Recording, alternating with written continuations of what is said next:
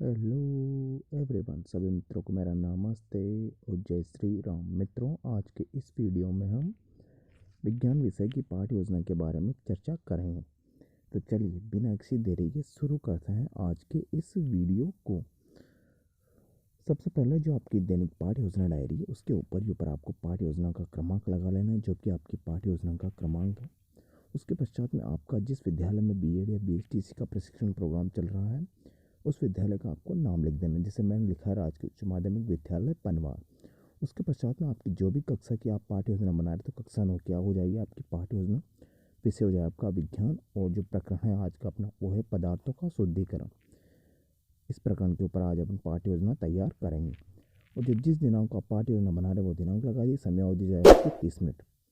इस प्रकार से आपको इन सभी विषय की खानापूर्ति कर लेनी है। खानापूर्ति करने के पश्चात में आपकी जो नेक्स्ट हेडिंग होगी वो जाएगा आपके शिक्षण के उद्देश्य। मित्रों, अगर आपको किसी भी विषय से संबंधित पाठ्य योजना की या अन्य विषय से संबंधित कोई भी समस्या है आपको, तो प्लीज़ हमारे चैनल के पेज पे जाएं। वहाँ पर आपको प्लेलिस्ट मिलेगी। प्लेलिस्ट के अंदर आपको सभी विषय से संबंधित पाठ्य योजना वहाँ पर उपलब्ध हो जाएगी। अगर आपको कोई भी समस्या आ रही है पढ़ाई संबंधित तो प्लीज़ कमेंट बॉक्स में कमेंट करें ताकि आपकी समस्या का समाधान किया जा सके।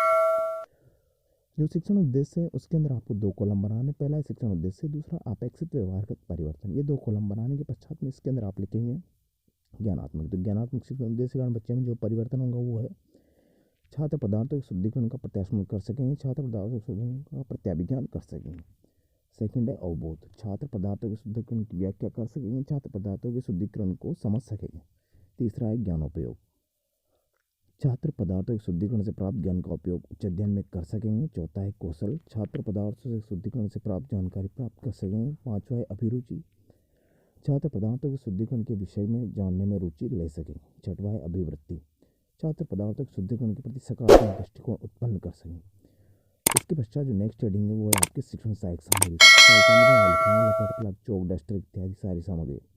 पूर्व ज्ञान में आप लिखेंगे छात्र पदार्थों के शुद्धिकरण की सामान्य जानकारी रखते हैं। इसके पश्चात जो आपकी नेक्स्ट हेडिंग होगी वो जाएगा आपका प्रस्तावना प्रश्न। तो प्रस्तावना प्रश्न किसी भी पाठ योजना का सबसे महत्वपूर्ण भाग होता है। इसके अंदर छात्र अध्यापिका द्वारा बच्चों से प्रश्न किए जाते हैं और इसमें कम से कम छात्र अध्यापिका द्वारा 4 प्रश्न और अधिक से अधिक में छात्र अध्यापिका द्वारा 6 या 7 प्रश्न इसमें कर सकते हैं। तो पहला प्रश्न छात्र अध्यापिका ने पूछा, भोजन को नमकीन बनाने में तो इसमें क्या मिलाया जाता है? बच्चे द्वारा नमक मिलाया जाता है। नमक इसमें कहाँ से प्राप्त होता है? बच्चे द्वारा समुद्र से प्राप्त होता है। समुद्र से जल प्राप्त नमक कैसा होता है? बच्चे होते अशुद्ध होता है। अशुद्ध नमक को शुद्ध करने किस प्रकार किया जाता है? बच्चे से शुद्धिकरण करके किया जा सकता है। पदार्थों के शुद्धिकरण के बारे में आप क्या जानते हैं? बच्चे इस प्रश्न का उत्तर नहीं दे पाएंगे। इस प्रकार से समस्यात्मक प्रश्न हो जाएगा। तो इस समस्या का समाधान अब छात्र अध्यापिका द्वारा किया जाएगा। तो आपकी जो नेक्स्ट ट्रेनिंग होगी वो जाएगा आपका उद्देश्य कथन। उद्देश्य कथन में आप लिखेंगे, बच्चों आज हम पदार्थों के शुद्धिकरण का विस्तार पूर्वक अध्ययन करेंगे। तो इसके पश्चात जो आपकी नेक्स्ट हेडिंग होगी वो हो जाएगा आपका प्रस्तुतिकरण। हेडिंग लगा लीजिए प्रस्तुतिकरण, और प्रस्तुतिकरण के अंदर 5 कॉलम बना लीजिए आप। शिक्षण बिंदु, छात्र अध्यापक की राय, विद्यार्थी की राय, विधि और श्यामपट सार, ये हो जाएंगे आपके 5 कॉलम। 5 कॉलम बनाने के पश्चात में जो आपका शिक्षण बिंदु वाला कॉलम है उसके अंदर आप लिखेंगे पहला शिक्षण बिंदु निस्पंदन एवं क्रिस्टलीकरण। इसके अंदर छात्र अध्यापक वाले कॉलम में आप लिखेंगे इसका प्रस्तुतिकरण। तो किसी एक द्रव का नाम लिखिए जो दैनिक जीवन में काम लिया जाता है। बच्चों से जल है, जल के रेत मिलाने पर क्या होगा? जल में रेत घुलनशील हो जाएगी। रेत से जल किस प्रकार पृथक करेंगे? तो बच्चे इस प्रश्न का उत्तर नहीं दे पाएंगे। तो छात्र द्वारा प्रस्तुतिकरण दिया जाएगा निस्पंदन।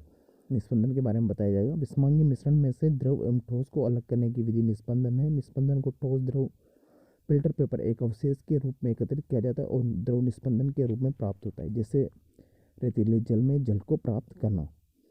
क्रिस्टलीकरण, इसका बारे में बताएंगे। क्रिस्टलीकरण एक संतृप्त विलीन में ठोस क्रिस्टल के बनाने की प्रक्रिया है जो ठोस को द्रव से अलग करने के लिए क्रिस्टलीकरण की विधि में द्रव के समान वाष्पन आरंभ होती है। हालांकि क्रिस्टलीकरण में जब विलयन काफ़ी सांद्र हो जाता है तो वाष्पन को रोक दिया जाता है। इस प्रकार से प्राप्त सांद्र विलयन को धीरे धीरे ठंडा कर लिया जाता है। इस प्रकार इसमें आगे लिखेंगे तो क्रिस्टल बनते जैसे चाशनी में से शक्कर पृथक करना, मिश्री बनाना। इस प्रकार से आप सारा ये प्रस्तुतिकरण लिख लीजिएगा। इसके पश्चात विद्यार्थी के नाम आप लिखेंगे। विद्यार्थी ध्यानपूर्वक सुनेंगे और विधि आएगी आपकी व्याख्यान विधि, और जो इसका श्यामपट कार्य है उस श्यामपट कार्य को आप परिपूर्ण कर लीजिए। जिस प्रकार से मैंने इसके महत्वपूर्ण बिंदु लिखे हैं उसी प्रकार से आप इसमें से लिख लीजिए। इसके पश्चात आप हेडिंग डालेंगे बोध प्रश्न। तो बोध प्रश्न हेडिंग डाल लीजिए और बोध प्रश्न के अंदर लिखिएगा कि बोध प्रश्न किसके द्वारा पूछे जाते हैं और क्यों पूछे जाते हैं। जो बोध प्रश्न होते हैं वो छात्र अध्यापिका द्वारा पूछे जाते हैं और इसलिए पूछे जाते हैं ताकि बच्चे का ध्यान पाठ से इधर उधर भंग नहीं हो या भटके नहीं, या उसका ध्यान पाठ के अंदर एकाग्रचित होकर लगा रहे। इस वजह से छात्र अध्यापक द्वारा ये बहुत प्रश्न पूछे जाते हैं और इन बहुत प्रश्नों का छात्र द्वारा आसानी से उत्तर दे दिया जाए कि उसने अभी अभी ये सारे बहुत प्रश्न पढ़े हैं। इसके पश्चात जो आपका द्वितीय शिक्षण बिंदु वो है ऊर्ध्वपातन व विभेदी निष्कर्षण। इसका विकासात्मक प्रश्न लिखेंगे। नमक किस अवस्था में पाया जाता है? बच्चे उत्तर देंगे ठोस अवस्था में। ठोस को गर्म करने पर किस अवस्था में परिवर्तन होता है? बच्चे देंगे द्रव अवस्था में। द्रव ठोस को गर्म करने पर गैस में परिवर्तन होना क्या कहलाता है? बच्चे उत्तर देंगे ऊर्ध्वपातन कहलाता है। ऊर्ध्वपातन और विभेदी निष्कर्षण के बारे में आप क्या जानते थे? बच्चे इस प्रश्न का उत्तर नहीं दे पाएंगे तो एक समस्या का बन जाएगी। इस समस्या का समाधान छात्र अध्यापिका द्वारा किया जाएगा। तो इसका आप प्रस्तुतिकरण लिखेंगे। इस छात्र अध्यापिका वाले कॉलम में इसका प्रस्तुतिकरण लिखेंगे आप। तो प्रस्तुतिकरण लिखिएगा।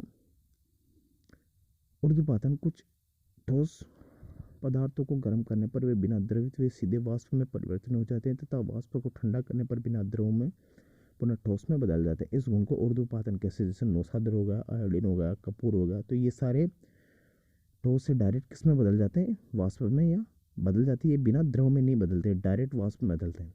उसका विभेदी निष्कर्षण लिखेंगे। ये अमिश्रणीय द्रवों को पृथक करने की विधि है। जैसे तेल व जल मिश्रण को पृथककारी कीप में डालकर दोनों द्रवों को भिन्न भिन्न परतें प्राप्त होती है और स्टोव को खोलने पर पहले भारी द्रव व बाद में हल्का द्रव प्राप्त हो जाता है। इसके पश्चात विद्यार्थी के बारे में आप लिखेंगे। विद्यार्थी ध्यानपूर्वक सुनेंगे। विधि हो जाएगी आपकी व्याख्यान विधि। और जो आपका श्यामपट्ट कार्य है उस श्यामपट्ट कार्य को आप परिपूर्ण कर लीजिए। इसके महत्वपूर्ण बिंदु है जो प्रस्तुतिकरण मैंने दिया है उस प्रस्तुतिकरण के आप महत्वपूर्ण बिंदु लिख लीजिए।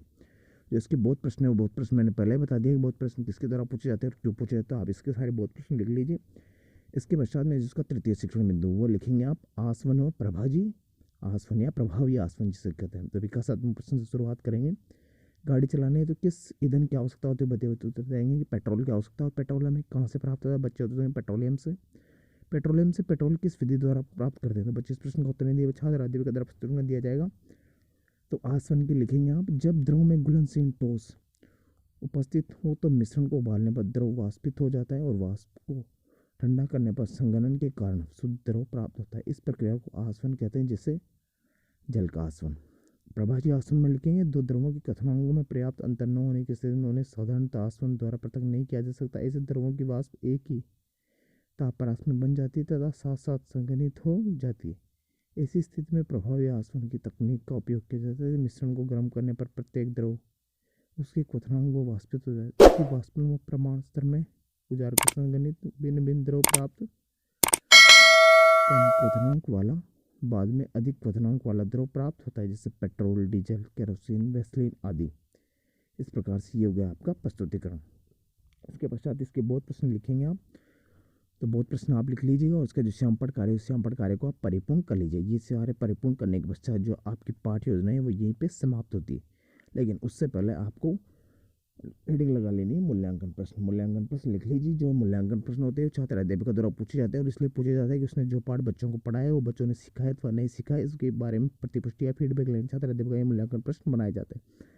तो ये सारे मूल्यांकन प्रश्न लिख लीजिएगा। ये मूल्यांकन प्रश्न लिखने के पश्चात जो आपकी नेक्स्ट रीडिंग होगी वो जगह घर का आप बच्चों को घर कार्ड दे दीजिए ताकि घर पर जाकर बच्चे आसानी से चीज़ को पूरा कर सके।